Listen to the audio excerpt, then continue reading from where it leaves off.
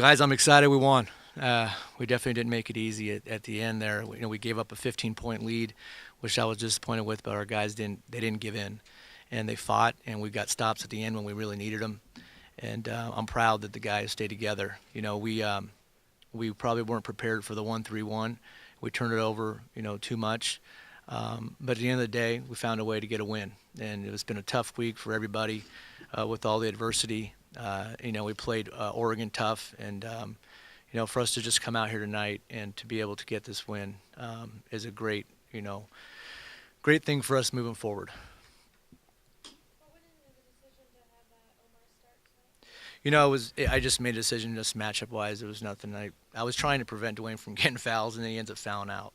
So it probably. I don't know if it would have made any difference or not because he did get cheapy fouls. But sometimes I think if you can buy some time, 4 or 5 minutes for a guy, then it avoids him, or allows him to be in the game at the end. Gio's been having a tough couple games, especially tonight with the turnovers.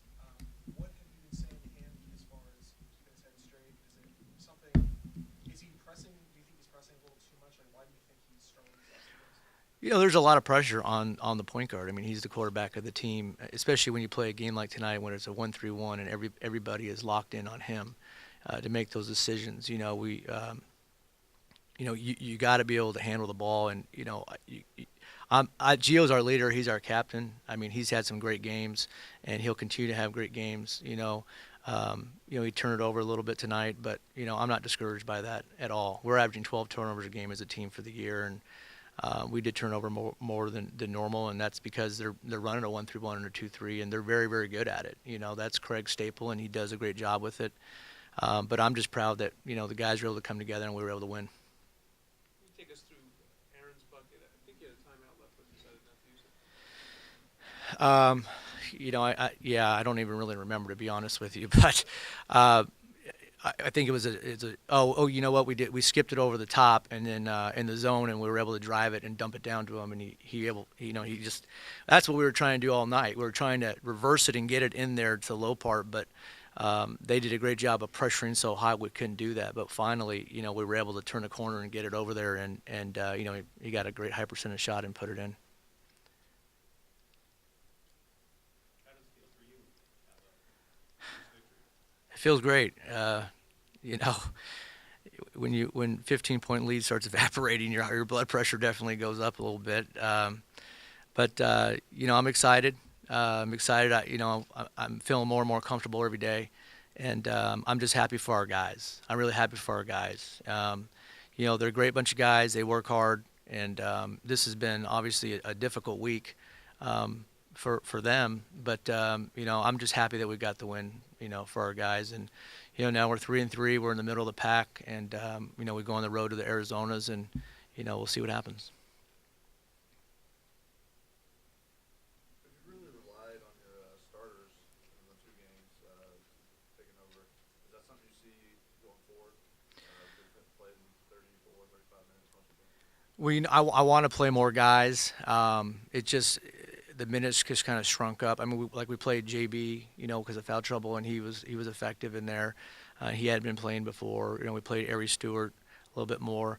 But the guys that we've been playing have been consistent, have been doing things, and I just kind of felt like I needed to rely on those guys down the stretch, especially defensively, and so they probably did log a little bit more minutes than normal. But I'm open to playing as many guys as I can. I think different games present different situations. Sometimes you have foul trouble. Sometimes the game's a faster pace, slower pace, depending. And when they're playing a 1-3 or a 2-3, the shot clock, you don't get a shot quick enough. So in other words, the game isn't as fast, which means there's not as many subs either. So that plays into it too. But overall. We'll see moving forward. Everybody has a chance to play, and everybody will continue to compete at practice and go from there. Could you discuss Byron Wilson's game? He was obviously getting into the lane a lot. Was that a conscious thing that you're emphasizing from him to force the issue inside? Yeah. Absolutely. I told Byron, I said, your game, you're a great driver. You're great at getting to the basket versus man or zone, and I want you to penetrate and get to the basket and try to get fouled all the time.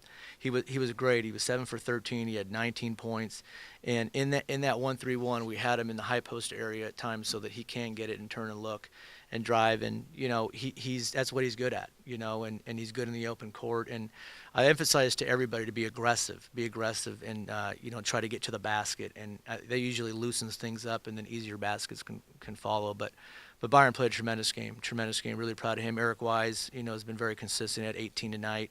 He just is very poised out there. He takes good shots, doesn't make a lot of mistakes, and but it was just a complete team effort, and I'm just really excited for everybody.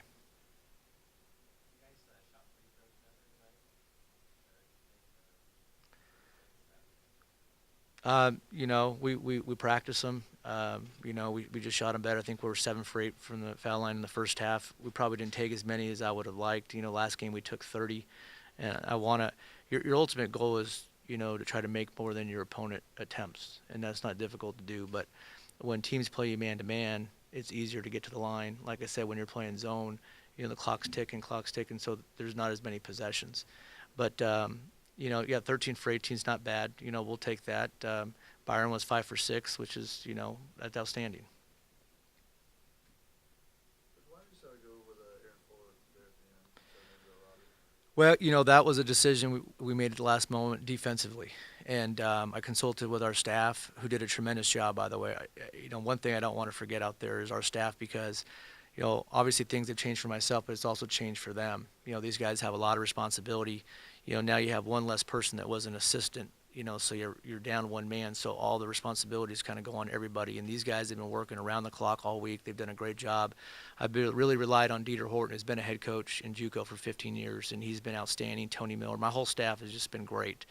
So I'm really, really, just pleased with them and pleased with everybody. I probably didn't answer your question there. What was the final part of that? The decision to go with Aaron Fuller. Oh, okay. Well, it was a defensive decision because I wanted we were switching ball screens and just quicker feet than Omar. You go back and forth because you want Omar there with his presence at the rim, but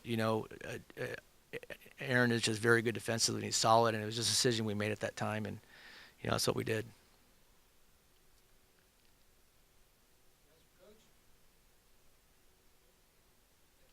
All right. Thank you, guys. Appreciate it.